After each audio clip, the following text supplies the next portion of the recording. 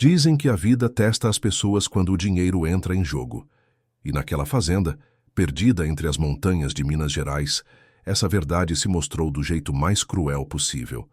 Um velho fazendeiro, cansado do tempo e da solidão, decidiu vender todos os bois que tinha. Queria repartir o dinheiro com os 4 filhos e, enfim, descansar em paz, vendo a família unida. Mas o que ele não sabia é que a própria mulher que dormia ao seu lado tinha outros planos. Enquanto ele falava em partilha e amor, ela pensava em fortuna e mentira. E numa tarde fria, pegou a estrada rumo à cidade, levando consigo uma chave, uma história inventada e um plano que mudaria para sempre o destino daquela família. O que aconteceu a seguir, ninguém na fazenda jamais esqueceu, porque naquele dia, um homem simples, um funcionário fiel, acabou provando que a verdadeira riqueza não está no cofre, mas no coração. Antes de continuar, inscreva-se no canal, deixe o seu like e escreva nos comentários de qual cidade você está nos assistindo. O sol nascia lento sobre os campos de Minas, dourando o capim e fazendo o orvalho brilhar como se fosse prata espalhada pela terra. Era início de junho, tempo de frio e de colheita, mas também de decisão. Dentro da velha casa da fazenda Santa Luzia, o fazendeiro Ramiro Antunes observava pela janela o pasto vazio. Pela primeira vez em 40 anos não havia mais bois. Vendera tudo, cada cabeça, cada animal que sustentara sua vida inteira. A decisão não fora fácil, mas vinha amadurecendo há meses. Aos 68 anos, cansado, com o corpo pesado pelo tempo e a alma já pedindo descanso, Ramiro queria encerrar um ciclo. Vendera o gado, pagar as dívidas da fazenda e guardara o restante do dinheiro num cofre de ferro antigo, trancado com uma chave que só ele possuía. Planejava repartir tudo entre os 4 filhos ainda naquela semana. Era o modo dele de se despedir da lida, com justiça. Na cozinha, o cheiro de café fresco se misturava ao do pão de queijo que a empregada Dona Alzira tirava do forno. Do outro lado da mesa, a esposa de Ramiro Nizi, Nádia, mexia distraidamente o açúcar na xícara, sem levantar os olhos. Era uma mulher 40 anos mais nova que ele, bonita, mas com um olhar frio que nunca deixava transparecer o que pensava. Nádia, começou Ramiro ajeitando o chapéu na cabeça. Acho que chegou a hora. A hora de quê? Perguntou ela sem esconder o desinteresse. De reunir os meninos. Vendi tudo. Quero dividir o dinheiro igualmente. Metade do que sobrou fica na fazenda para você. A outra metade quero repartir entre os 4.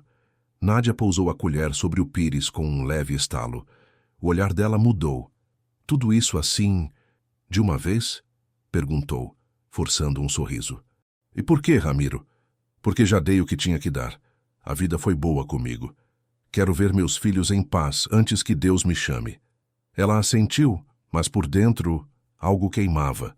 Aquela partilha significava perder o controle. Ela sabia que depois da divisão a palavra dela valeria pouco. E como vai fazer? Perguntou. Quero que você vá até a cidade avisar cada um deles para vir hoje à noite. Não vou telefonar. Prefiro que seja pessoal. Nádia fingiu surpresa. Eu?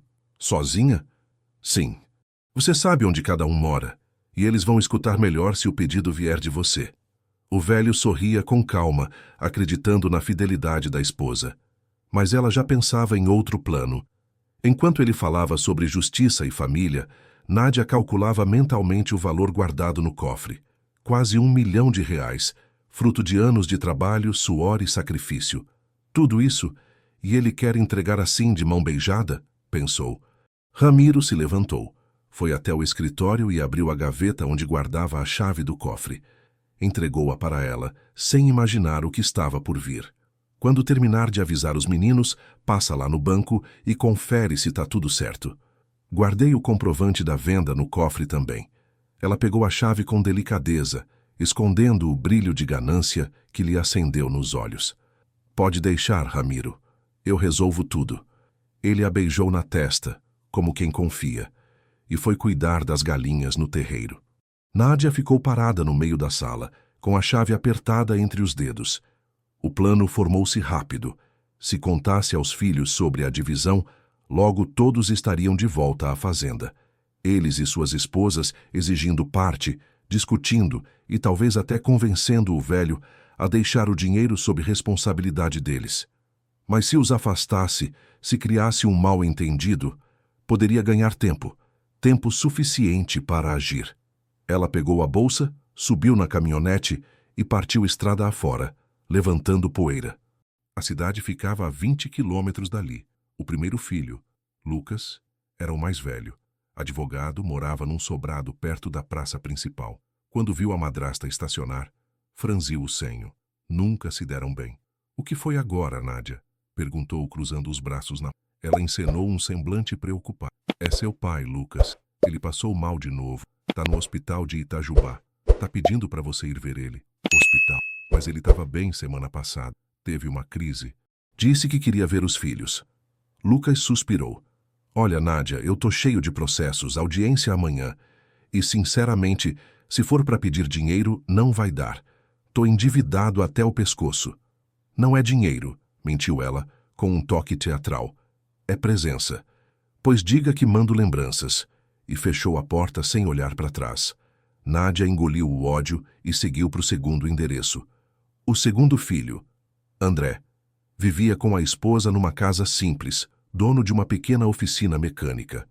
O barulho de ferramentas e rádio sertanejo invadia a rua. "Nádia, o que houve? Seu pai..." Ela começou fingindo a voz embargada. "Ele está internado. Piorou hoje cedo." "Internado? Mas ninguém me ligou. Foi tudo rápido. Ele pediu para você ir ficar com ele no hospital, ajudar com umas despesas, se pudesse..." André limpou as mãos na calça e coçou a cabeça. "Olha, eu até iria, mas não tenho nem para gasolina. E se for para ajudar com dinheiro, piorou." Ela suspirou, fingindo tristeza. "Eu entendo." E partiu. A cada casa a cena se repetia. Nenhum filho quis saber do pai. Nenhum moveu um dedo. Quando chegou à casa de Helena, a única filha, ouviu dela a resposta mais dura de todas. "Ele só lembra da gente quando precisa, Nádia. Sempre foi assim. Diz para ele que se Deus quiser vai melhorar." Nádia assentiu e sorriu discretamente. Tudo estava saindo como planejado. De volta à fazenda, o sol já se punha. O funcionário mais antigo, Pedro, recolhia as ferramentas do curral quando ouviu a caminhonete chegar. Viu Nádia descer, abrir a bolsa e guardar algo no bolso, talvez a chave do cofre. Ele não deu muita importância até ouvir, da cozinha, a conversa entre ela e Dona Alzira.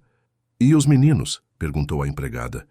"Nenhum quis saber", respondeu Nádia, sem perceber que Pedro escutava pela janela. "Disse para todos que o velho tá doente e precisando de dinheiro, mas nenhum apareceu. Amanhã cedo ele vai ver quem realmente se importa com ele." Pedro ficou imóvel, o coração acelerado. Doente? Dinheiro? O patrão estava bem. Aquilo era mentira.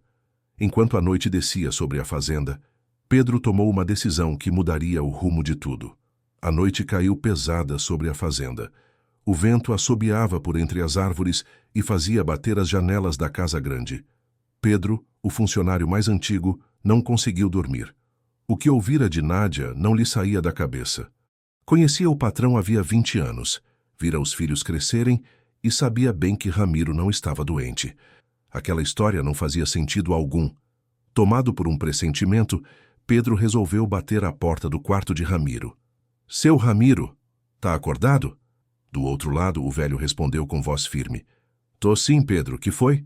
Pedro entrou, tirando o chapéu da cabeça. "Me desculpe incomodar, mas tem coisa errada acontecendo." Ramiro o olhou intrigado. "Ferrada como?" "A dona Nádia saiu hoje cedo dizendo que ia chamar seus filhos. Mas ouvi ela falando para a cozinheira que contou a eles que o senhor estava internado no hospital e precisando de dinheiro." O fazendeiro arregalou os olhos, surpreso. "Como é que é?" "Pois é", disse com todas as letras, e nenhum dos quatro quis ajudar. Ramiro ficou em silêncio por um instante. O coração apertou, não pelo dinheiro, mas pela mentira. Ele respirou fundo, levantou-se da cama e caminhou até a janela. O luar entrava fraco, iluminando o rosto cansado. "Então é isso", murmurou. "Ela fez os meninos acreditarem que eu tô à beira da morte." Pedro baixou a cabeça. "Eu achei que o senhor devia saber." Ramiro virou-se devagar, com um olhar que misturava dor e serenidade. Fez bem, Pedro. Fez muito bem.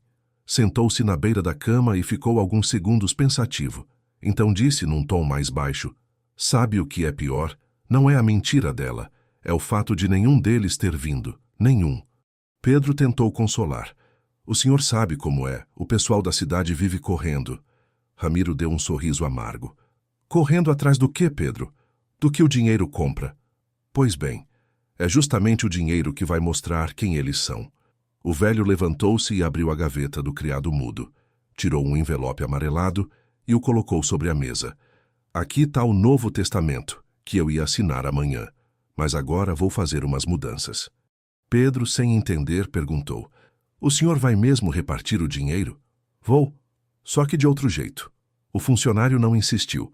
Conhecia o patrão o bastante para saber que, quando Ramiro tomava uma decisão, ninguém o fazia voltar atrás.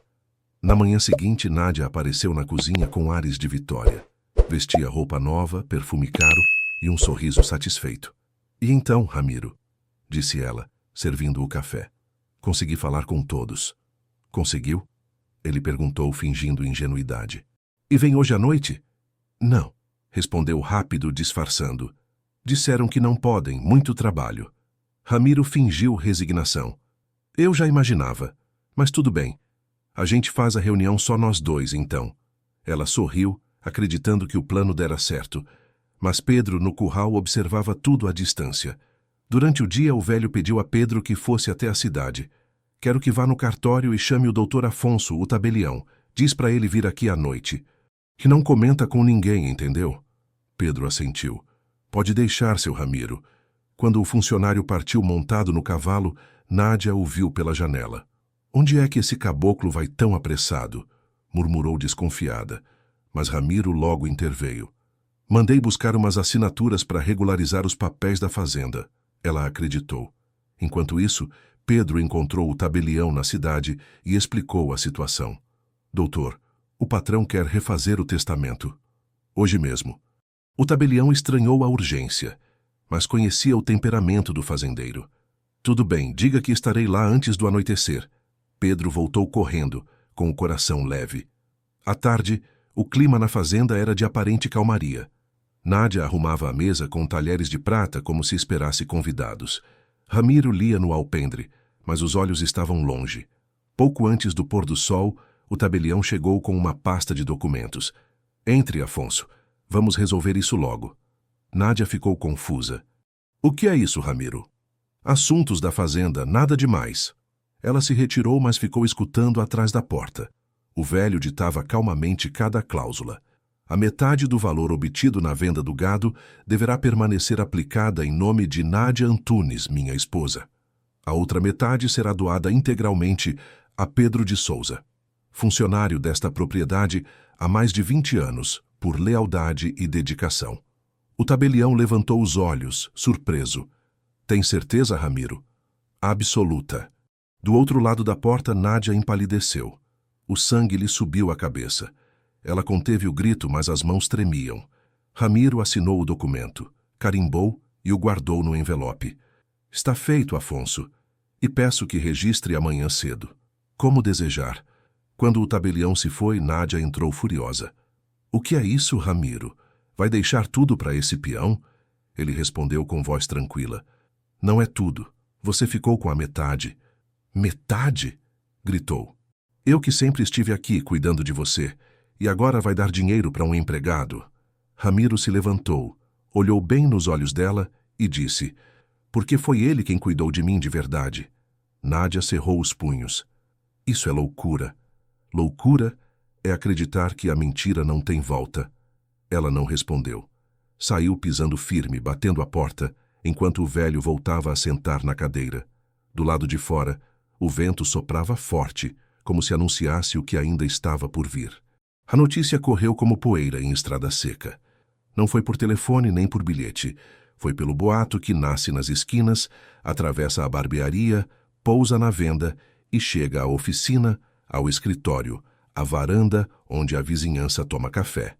Em poucas horas, todos ficaram sabendo que Monsieur Ramiro Piul estava vivo, saudável, e que a dona Nádia lhe andara dizendo o contrário. O rumor trouxe vergonha, orgulho ferido e, acima de tudo, um medo que doía nos ossos. Medo de perder a parte que cada um julgava merecer. No fim da tarde, a poeira da estrada anunciou o primeiro carro. Lucas. O primogênito estacionou um sedã preto reluzente ao lado da figueira. Desceu apressado, gravata solta, o celular atento, tentando encaixar uma desculpa que soasse honesta para si mesmo. Ao pisar no alpendre, foi recebido por Sfassi Dona Alzira, que enxugou as mãos no avental e falou com a firmeza cortês de quem viu muito na vida. Boa tarde, doutor. Seu pai está no escritório. Firme como um touro. Lucas engoliu seco. O corredor pareceu mais comprido que o normal. Os retratos antigos o observando das paredes, o casamento dos pais, a marca do ferro no curral lotado, os 4 irmãos ainda crianças, sardentos de sol e leite. Quando entrou, encontrou Ramiro sentado atrás da mesa, sem chapéu, os óculos de leitura apoiados na ponta do nariz. Pai, eu... começou. Você não foi ao hospital, disse o velho, sem raiva, sem pressa, porque acreditou que eu ia pedir dinheiro. Lucas abriu a boca, fechou, soltou um suspiro. Sentou-se na cadeira à frente, encarando o assoalho. Eu estava atolado de trabalho e... tentou. Trabalho não é desculpa para abandono, cortou Ramiro manso. Mas não vim ajustar contas hoje. Vim ajustar verdades. Antes que o filho pudesse responder, ouviu-se o ronco de um motor antigo chegando. André. Estacionou a caminhonete da oficina, com a mão ainda manchada de graxa. Veio andando com os ombros tensos, como quem espera bronca. Pai, disse na porta. Entre, falou Ramiro sem levantar a voz. Minutos depois, uma buzina curta anunciou. Helena, que veio com um casaco surrado por cima do vestido de trabalho. Logo atrás apareceu Roberto Sainz, o caçula, de camiseta esportiva e perfume forte demais, andando rápido para parecer decidido. Reunidos, ficaram os 4 lado a lado, sem a arrogância dos encontros de Natal, sem a formalidade dos aniversários. Apenas filhos diante do pai. Como quando quebrou-se a janela da sala e ninguém quis assumir. Nádia entrou por último, penteada demais para a hora, o batom vivo, os olhos amarrados num sorriso que não chegava às bochechas. Que bom ver todos aqui, ela cantarolou, pousando a mão no ombro de Ramiro, com uma intimidade ensaiada. Eu mesma cuidei para que viessem. Eles se preocuparam tanto, Ramiro. O velho retirou a mão, devagar, como quem desliza uma folha do caderno para não rasgar. Não minta mais dentro desta casa, disse, olhando-a de frente. O ar ficou denso. Menta mais? Repetiu Helena, num sussurro curto. Lucas ajeitou os óculos. André crispou os dedos. Roberto fez aquele riso bobo que sempre aparecia quando não sabia o que dizer. Ramiro levantou-se. A madeira do assoalho gemeu sob o peso dos anos. Ele foi até a janela, empurrou a veneziana e deixou a luz do entardecer invadir o escritório, revelando a poeira dançando no ar. Pedi que viessem porque eu vendi os bois, começou. Trabalhei 40 anos para construir o que vocês veem nessa fazenda. Vendi o gado, quitei as dívidas, guardei o resto. Queria repartir.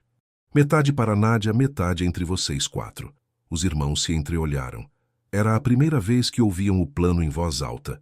Por um instante, uma ponta de alívio lhes tocou a nuca, rápido como o vento. Só que antes de falar com vocês, confiei na Nádia para dar o recado. E o recado virou doença, internação, pedido de dinheiro. A palavra dinheiro ricocheteou. Nádia abriu o sorriso. Eu entendi errado, improvisou. Sabe como é, Ramiro? Naquela pressa eu... Entendeu errado 4 vezes? Perguntou Helena, firme. Eu ouvi da sua boca que ele estava no hospital e precisava de ajuda. Eu ouvi isso também, disse André. Vai lá, leva dinheiro que ele está precisando. Palavras suas. Eu só falei o que me passaram, ela estalou. O médico ligou, eu... Qual médico? Cortou Lucas, o advogado. Nome e CRM, por favor. O silêncio caiu como um lençol molhado. O cheiro do café vindo da cozinha acentuou a angústia. Ramiro não levantou a voz. Apenas continuou. Não foi só a mentira que me doeu. Foi o fato de vocês não terem vindo.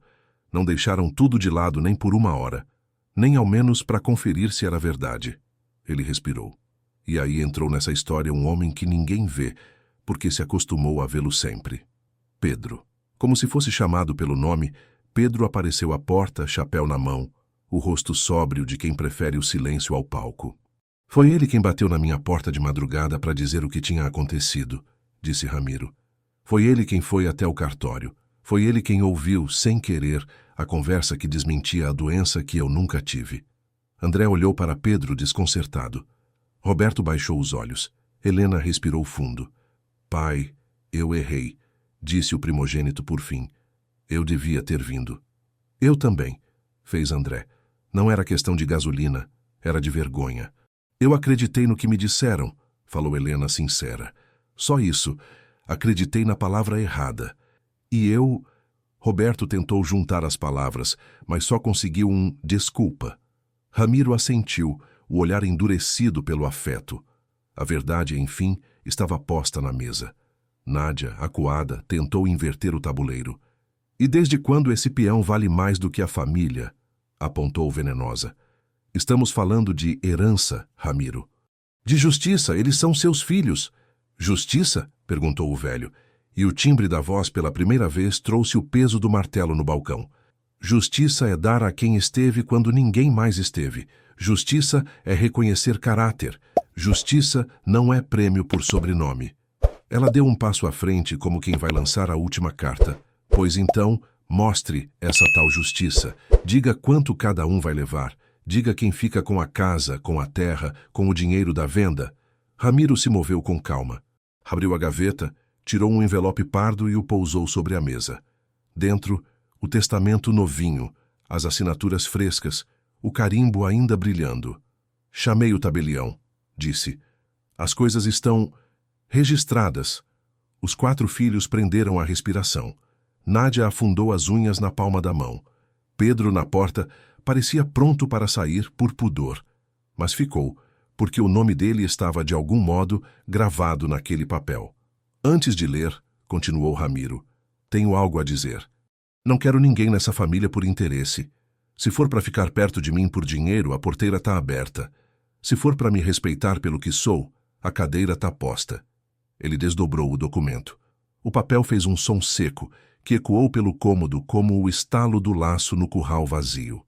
Metade do valor obtido na venda do gado permanecerá em nome de Nádia Antunes, minha esposa. Leu, pausando. E a outra metade será doada integralmente a Pedro de Souza, funcionário desta propriedade há mais de 20 anos, pela lealdade e pela conduta que dignificam esta casa. O ar sumiu. Lucas levou a mão à boca. Helena ficou lívida. André apertou os olhos, como se um brilho forte os ferisse. Roberto, que sempre teve resposta para tudo, não achou nenhuma. E Nádia, por um segundo, perdeu o chão. Rápido demais para cair, lento demais para disfarçar. Isso é um absurdo, ela gritou, a máscara enfim quebrando. Você enlouqueceu de vez, Ramiro? Vai dar dinheiro para um empregado enquanto seus filhos ficam a ver navios? O que eu dei a vocês, dei a vida inteira, respondeu o velho. Educação, teto, campo aberto para escolherem o próprio caminho. O que dou a ele agora é o reconhecimento que vocês hoje não mereceram. A gente pode impugnar isso, atropelou Lucas, já advogado de si mesmo, do pai do mundo.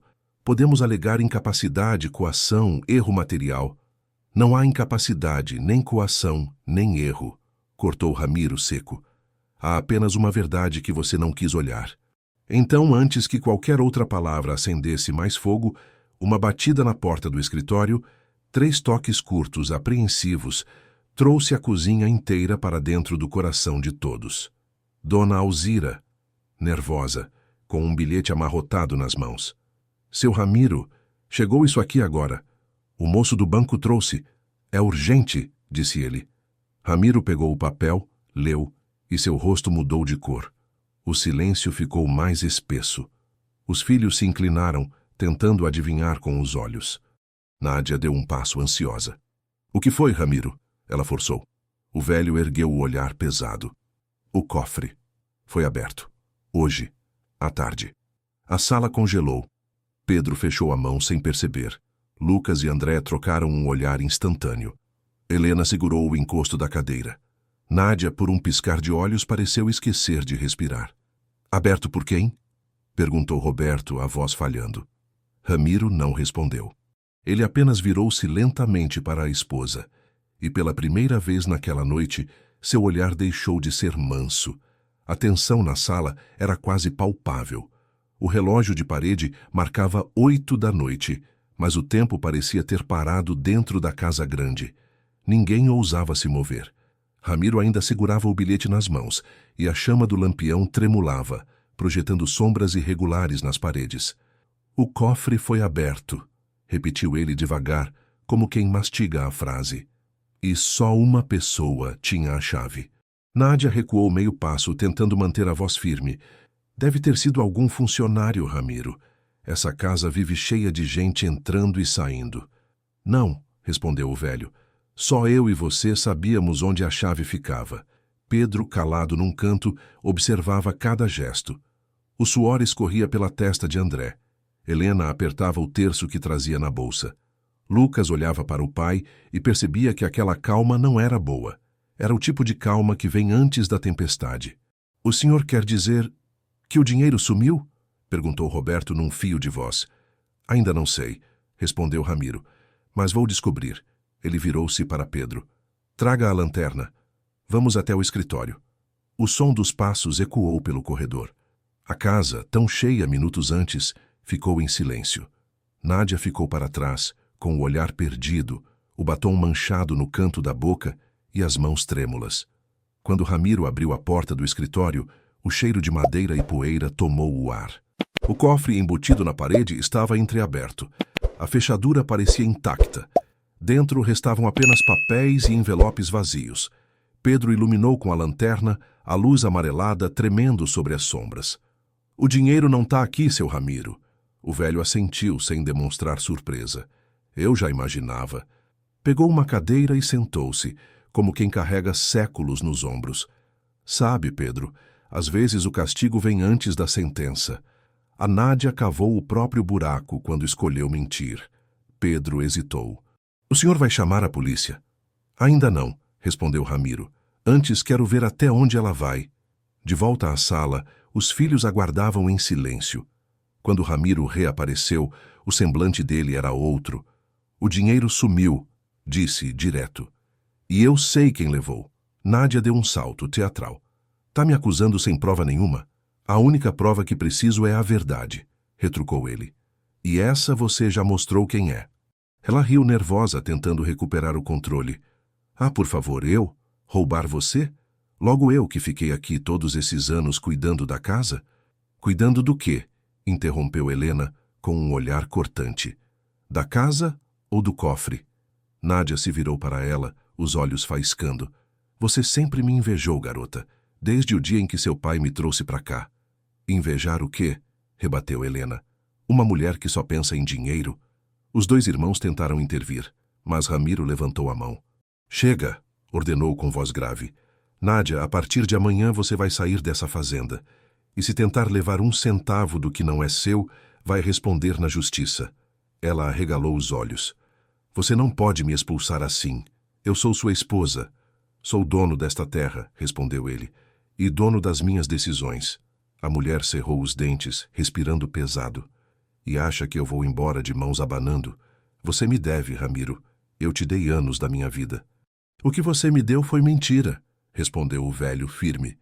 E eu não pago dívida com falsidade. O clima ficou insuportável. Helena chorava baixo. André passava a mão no rosto. Lucas, sempre racional, aproximou-se do pai. Pai, deixa isso para amanhã. Tá todo mundo nervoso. Amanhã nada, respondeu o velho. Hoje mesmo cada um vai saber o seu lugar. Virou-se para Pedro. Vá até o quarto dela. Veja se as malas já estão prontas. Pedro hesitou, olhando para Nádia. Vai, Pedro, insistiu Ramiro. O funcionário subiu as escadas, mas mal abriu a porta do quarto e soltou um grito. Seu Ramiro, venha ver isso! Todos correram. Sobre a cama havia uma mala aberta, cheia de pacotes de dinheiro envoltos em papel pardo. Nádia tentou impedir a passagem, mas Lucas segurou-a pelo braço. Então era verdade, murmurou Helena. Ramiro ficou parado, olhando o dinheiro como quem olha um corpo sem vida. Eu te dei confiança, disse com voz embargada. E você me pagou com traição. Eu só ia guardar, gritou ela. Tava com medo de deixarem tudo nas suas mãos e depois eu ficar sem nada. Ramiro deu um passo à frente, o rosto rubro de indignação. Guardar? Dentro da mala?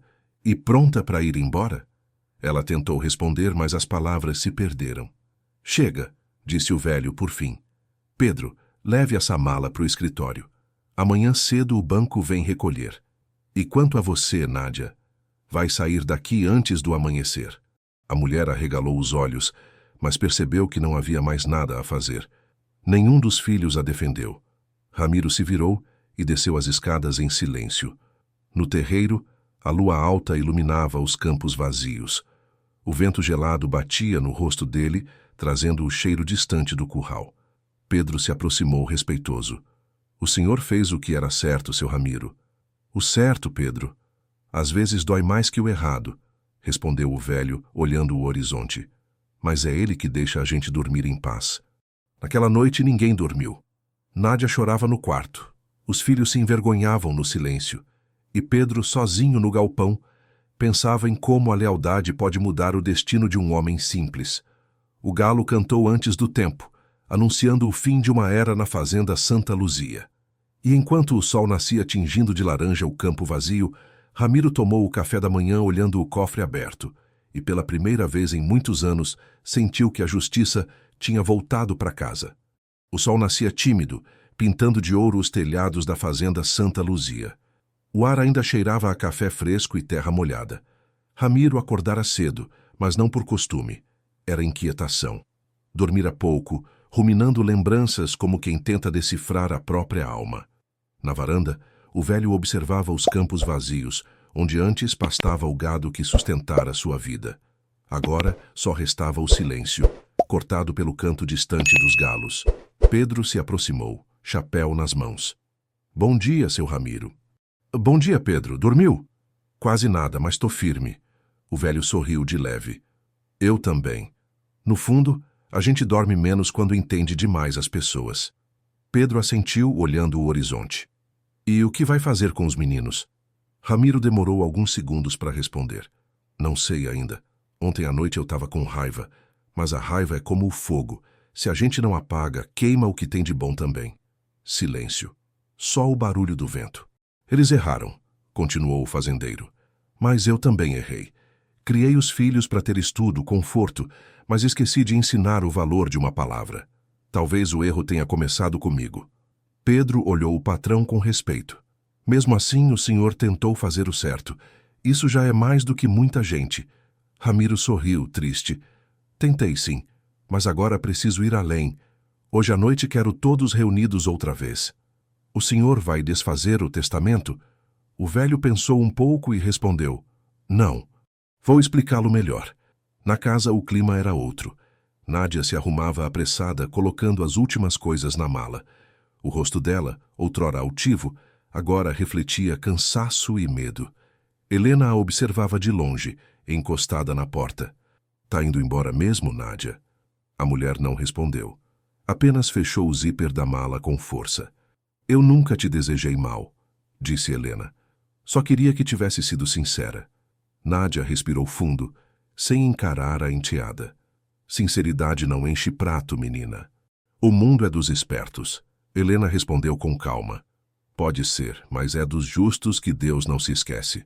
As duas ficaram em silêncio por um momento. Quando Nádia passou por ela, levando a mala, Helena murmurou. Que a vida te ensine o que o dinheiro não ensinou. Nádia parou, mas não respondeu. Subiu na caminhonete e partiu pela estrada de terra, desaparecendo na poeira do destino que ela mesma escolhera. Ao entardecer, todos os filhos estavam reunidos na varanda. O céu tinha o tom rosado dos dias frios de inverno. Ramiro trouxe consigo uma pasta e sentou-se diante deles. Pedro ficou um pouco atrás, respeitosamente. Meus filhos, começou o fazendeiro, ontem foi um dia duro, mas necessário. Cada um de vocês me fez sentir o peso da solidão e eu precisei dessa dor para entender que herança nenhuma compra amor. Ninguém ousou interromper. Eu pensei muito durante a noite e decidi manter o testamento do jeito que está. O dinheiro da venda dos bois vai continuar dividido entre Nádia e Pedro. Os filhos se entreolharam sem reação. Mas isso não quer dizer que vocês estão fora da minha vida. Só quer dizer que dinheiro não é prêmio, é consequência. Lucas, o mais velho, respirou fundo. Pai, eu mereci isso. A verdade é essa. Eu te deixei de lado. A carreira, o status, tudo virou mais importante que o Senhor. Ramiro assentiu. Eu sei, filho. E ainda assim, fico feliz por te ouvir admitir. André baixou a cabeça. Eu devia ter vindo. Só pensei no custo da viagem. Como se o amor tivesse preço. Helena chorava em silêncio. Eu acreditei na palavra errada, pai. E isso vai me doer por muito tempo. O caçula, Roberto, limpou o rosto com a manga da camisa.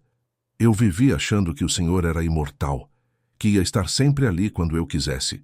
Agora vejo que o tempo também cobra a conta da ingratidão. Ramiro ouviu cada palavra com atenção. O que eu mais queria ouvir de vocês não era desculpa. Era verdade. E vocês me deram isso hoje. Ele fez um gesto para Pedro se aproximar. Este homem aqui não ganhou dinheiro. Ganhou confiança. Ele não pediu nada. E é por isso que merece. Pedro coçou a nuca, sem saber onde pôr as mãos. Seu Ramiro, o senhor me perdoe, mas eu não quero esse dinheiro, não me sinto certo. Ramiro o encarou com doçura. Pedro, o dinheiro não é prêmio. É símbolo. Você vai guardar o que quiser, investir no que achar melhor. Só me promete uma coisa, que nunca vai deixar o trabalho e a honestidade morrerem dentro de você. Pedro assentiu, emocionado. Prometo, patrão. E vocês, continuou Ramiro, olhando para os filhos, vão receber outra herança. Lucas franziu o senho. Outra? O velho abriu a pasta e tirou 4 envelopes simples, um para cada filho. Dentro tem a escritura de 4 lotes pequenos, lá nos fundos da fazenda, cada um com uma casinha e um pedaço de terra. Não são bois nem fortuna, mas é o suficiente para quem quiser começar de novo. Helena levou a mão ao peito. Pai, o dinheiro passa. A terra fica, disse Ramiro. E o que fica com ela é o nome que a gente deixa. Por um instante, ninguém falou. A tarde se dissolvia num laranja suave, e o som dos grilos começava a preencher o vazio. Helena se aproximou e abraçou o pai, chorando baixinho. Obrigada por ainda acreditar na gente. Ele acariciou os cabelos dela. O pai que desiste de ensinar, filha, enterra o amor junto com a esperança. André e Roberto vieram logo atrás. Lucas, o mais orgulhoso, hesitou, mas por fim também abraçou o velho. Pedro, de longe, enxugou uma lágrima discreta.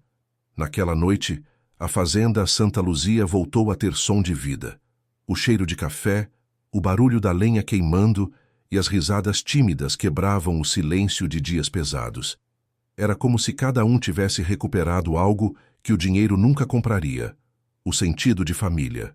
Quando todos foram dormir, Ramiro ficou sozinho na varanda olhando as estrelas. Pedro apareceu com 2 canecas fumegantes de café. Para espantar o frio, patrão, o velho sorriu. Obrigado, Pedro. Sabe, ontem eu achei que tinha perdido tudo. Hoje percebo que ganhei o que mais valia.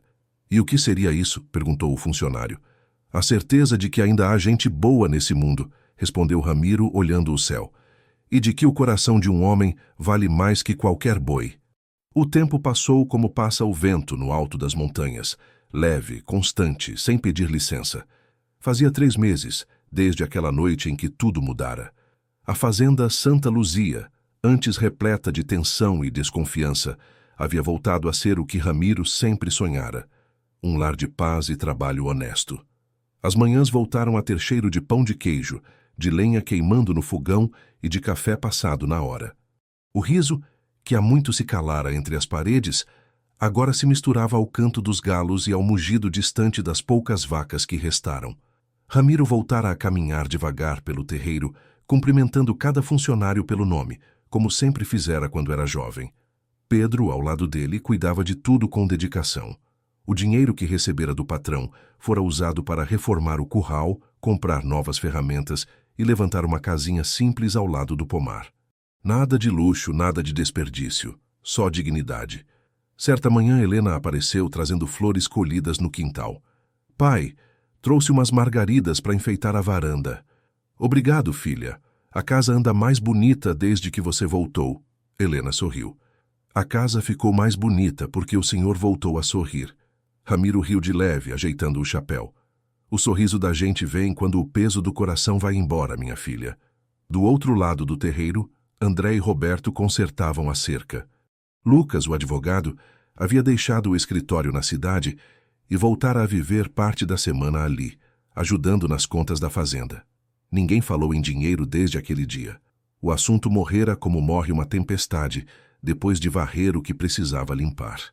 À tarde, Ramiro pediu a Pedro que o acompanhasse até o alto do morro, de onde se via toda a extensão da fazenda.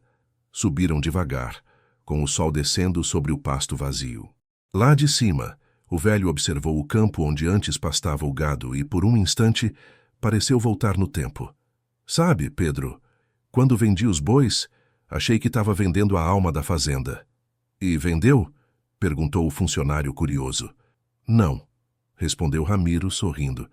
Só estava abrindo espaço para semear outra coisa. Pedro olhou o horizonte e assentiu. E o que o senhor quer plantar agora? Gratidão, disse o velho. Essa é a única semente que nunca morre. Naquela mesma noite, Ramiro reuniu todos na sala da casa grande. O fogo crepitava na lareira e o ar frio fazia a chama dançar. Os filhos Pedro e Dona Alzira se acomodaram ao redor da mesa.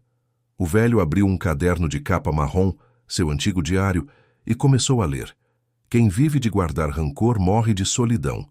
Quem vive de dividir amor, multiplica a vida.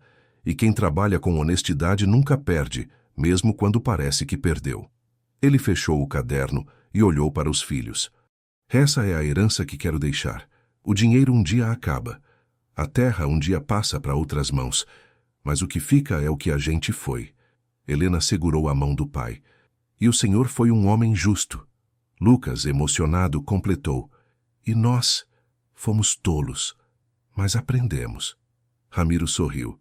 A vida é assim, filho. O aprendizado vem depois da dor. O importante é não desistir de ser melhor. Pedro, sentado mais ao fundo, tentava esconder as lágrimas. Seu Ramiro, o senhor me ensinou mais que qualquer escola. E você, Pedro, me lembrou o que eu tinha esquecido, respondeu o velho, que a lealdade vale mais que sangue. Dias depois, Nádia mandou uma carta. Não pedia perdão, mas dizia que estava trabalhando numa pequena pousada em outra cidade.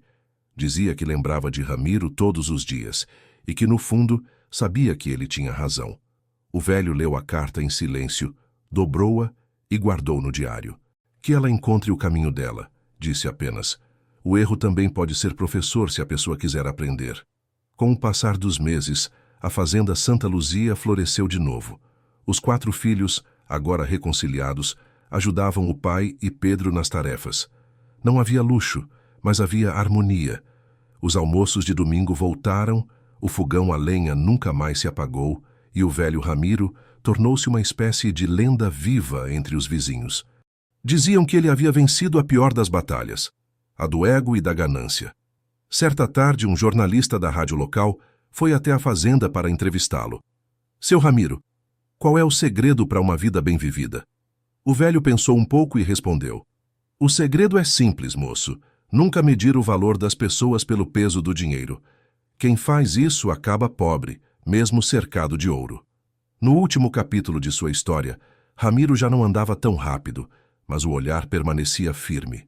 Costumava se sentar na varanda ao entardecer, observando o pôr do sol. Ao lado dele, Pedro sempre com uma caneca de café e aquele silêncio de quem entende mais do que fala. Às vezes, o velho soltava uma frase curta, quase para si mesmo. A vida da gente é igual ao campo, Pedro. Só floresce quando a gente arranca o que não presta. E o funcionário, como sempre, respondia. E o senhor arrancou, patrão, e plantou coisa boa no lugar. Os dois sorriam, olhando o horizonte. Num desses entardeceres, Ramiro chamou os filhos e Pedro para a varanda. O céu estava tingido de laranja e o vento trazia o cheiro de capim molhado. Quando eu for embora, disse o velho com serenidade, quero que mantenham a fazenda viva. Não para ganhar dinheiro, mas para lembrar que aqui um homem aprendeu o que é justiça e amor. Helena chorou baixinho. Lucas segurou a mão do pai. O senhor não vai embora, pai. A gente ainda precisa do senhor. Ramiro sorriu. Ninguém fica para sempre, filho, mas o que a gente faz de bom fica. Pedro, com a voz embargada, acrescentou: enquanto eu tiver força, essa fazenda não vai esquecer do senhor. O velho olhou o campo uma última vez e murmurou: a fazenda é de vocês agora. Que o trabalho mantenha o que o coração construiu. Na manhã seguinte, o sol nasceu mais bonito. Os filhos abriram as janelas e sentiram o vento frio bater no rosto. Lá fora, o campo verde parecia mais vivo do que nunca. A fazenda Santa Luzia continuava em pé, mais forte, mais justa, mais humana.